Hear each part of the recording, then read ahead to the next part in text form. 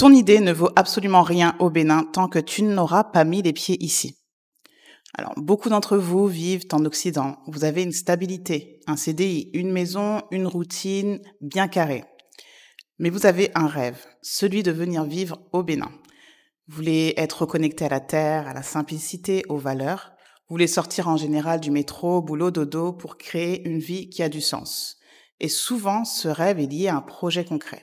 Créer un écologe en pleine nature, cultiver ses légumes, élever ses poules, vendre ses produits bio, monter un centre de bien-être aussi, ouvrir un restaurant local avec des produits locaux, ou bien simplement vivre librement, différemment de ce que vous avez pu vivre jusqu'à présent.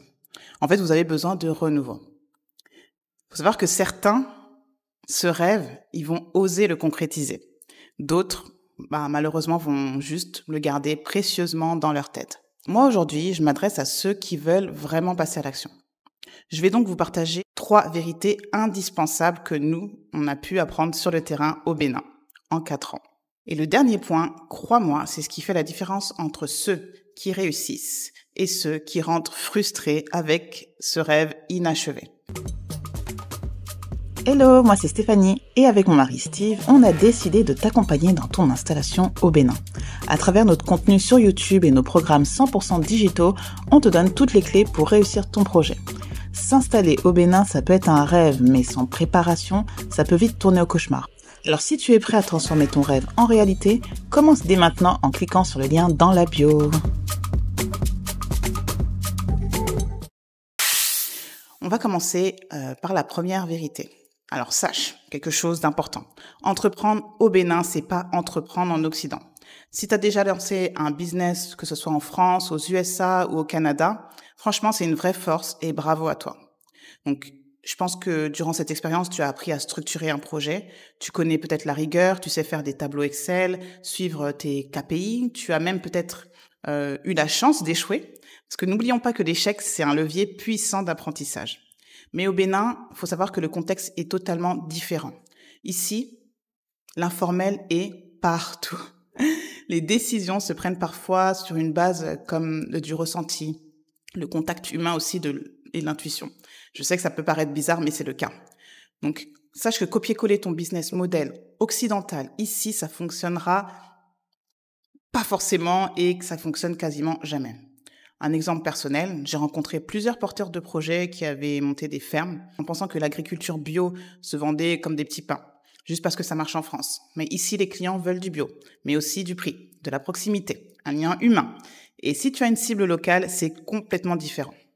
Ce qui marche ici, c'est vraiment l'adaptabilité, l'écoute du terrain et le fait d'avoir les pieds bien ancrés dans la réalité béninoise. Retiens bien ça. Donc, si tu veux lancer un projet, viens t'immerger en fait. Échange avec les gens, vis un rythme local. Et surtout, pose-toi cette question. Est-ce que mon idée est vraiment utile ici? Est-ce que je réponds à un besoin réel du terrain? Et quel est mon cœur de cible? C'est super important. Deuxième vérité. Tu ne feras rien seul. Sache que ton réseau est ta première richesse. Mais pas mal de personnes ont du mal à comprendre et font les choses seules. Je t'avoue que j'ai un tempérament plutôt introverti, donc je comprends. Vivre ici, c'est une vraie formation quant à mon introversion. Donc, j'ai la chance d'avoir un mari ultra sociable et qui va vers les gens. Parce que moi, j'ai un peu du mal. Bref, donc je dis souvent, donc ton premier contact au Bénin peut être un tremplin ou une vraie catastrophe. Ton premier contact pourra t'ouvrir donc toutes les bonnes portes, comme il peut griller ton projet avec de mauvais choix, de la corruption, des retards ou de fausses promesses. Par exemple, nous avons déjà eu le cas d'une personne qui nous avait sollicité pour obtenir de l'aide, mais de façon gratuite et personnalisée, chose que l'on ne fait plus. Donc, elle voulait avancer son projet avec notre aide. Donc, elle échangeait déjà régulièrement avec un contact local via les réseaux sociaux. Donc, l'idée, c'était que soit elle travaillait avec nous, soit on lui faisait un programme personnalisé, ou soit elle avançait avec son contact local. Elle a décidé donc de confier la mise en œuvre de son projet à ce contact sur place. Donc sincèrement, c'est un projet ambitieux, structuré, avec un budget plutôt conséquent.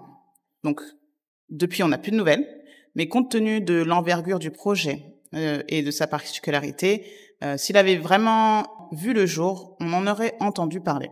Sachant que les travaux avaient déjà débuté, donc cela laisse penser que le projet n'a pas abouti. Et malheureusement, ce genre de situation est vraiment loin d'être isolé.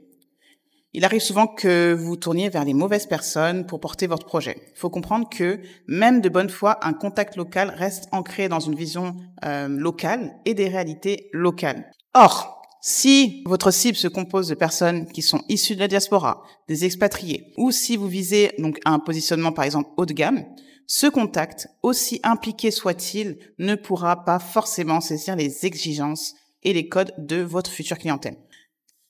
Il peut pas forcément être votre référence stratégique. Parce qu'entre vos ambitions et sa réalité, il y a parfois un monde qui sépare, un monde totalement différent.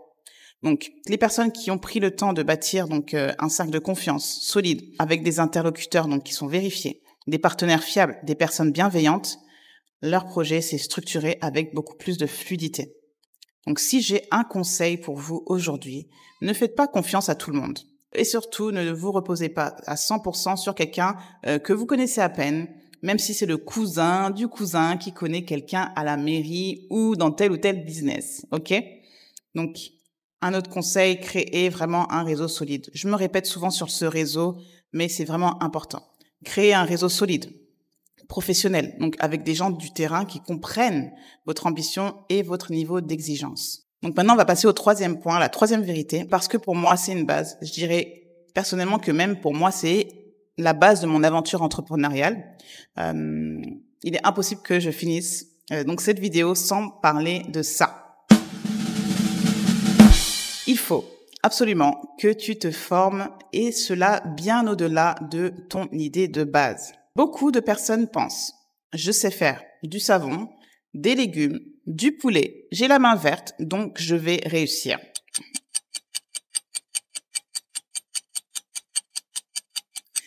Et c'est faux. Je ne sais pas comment te dire, mais c'est faux. Tu peux être un expert dans ton domaine, ça, c'est toi qui le sais, et puis l'expérience te fait peut-être prendre conscience que tu es un expert. Mais si tu ne sais pas vendre, tu ne sais pas communiquer, gérer tes stocks, comprendre la fiscalité béninoise, tu vas être vite dépassé.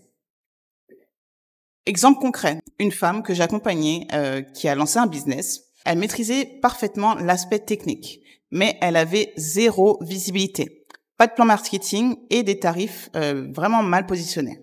On a travaillé sa stratégie digitale, son branding, son positionnement prix et aujourd'hui, elle a des clientes régulières et aussi des partenariats avec des influenceuses locales. Toi, aujourd'hui, tu veux lancer une ferme. Forme-toi à la vente locale, à la négociation, à la gestion RH, puisque au Bénin, gérer une équipe, c'est aussi, un art à part entière. Et puis surtout, quelque chose qu'on néglige, forme-toi au pays lui-même. La mentalité, les règles, les coutumes, parce que, au fond, le Bénin, c'est pas juste un endroit où tu poses ton bagage. C'est un langage, c'est une logique, c'est un système totalement différent de ce que tu as pu vivre jusqu'à présent. OK? Pour conclure, ce que j'essaie de te dire depuis le début de cette vidéo, c'est que ton idée seule ne vaut rien si tu ne t'impliques pas et que tu n'as pas une vision à 360 degrés. Si tu veux t'installer au Bénin, il faut penser global, réseau, compétences, vision à long terme surtout, et réalité locale, à ne pas négliger. Donc, comme je t'ai dit, c'est pas juste venir poser ses valises et tout va aller. Tout ne va pas aller comme tu le penses. S'installer au Bénin, c'est bâtir une nouvelle vie, avoir un autre mindset. Et ça ne s'improvise absolument pas. C'est vraiment quand tu le vis que tu vois que c'est un challenge quotidien. Pour terminer, vraiment, j'espère que tu as pris des notes, car ce que je t'ai donné, c'est vraiment la réalité du terrain, donc d'une personne donc qui vit quand même au Bénin depuis bientôt 4 ans. Hein. Si tu veux passer à l'action, éviter les erreurs classiques, moi aujourd'hui, j'ai 2 choses pour t'aider. Déjà, on a le Bénin clé en main. Donc ça, c'est vraiment pour tout ce qui concerne ton installation, tout ce qui est logement, démarche, orientation locale. Mais ça sera aussi surtout au cours de nos vidéos, donc du partage des tips, notre expérience, donc aussi en vidéo, pour t'installer de façon fluide et sans tracas. OK? La deuxième solution, c'est vraiment un accompagnement business personnalisé pour ceux et celles qui veulent structurer un vrai projet rentable et durable au Bénin.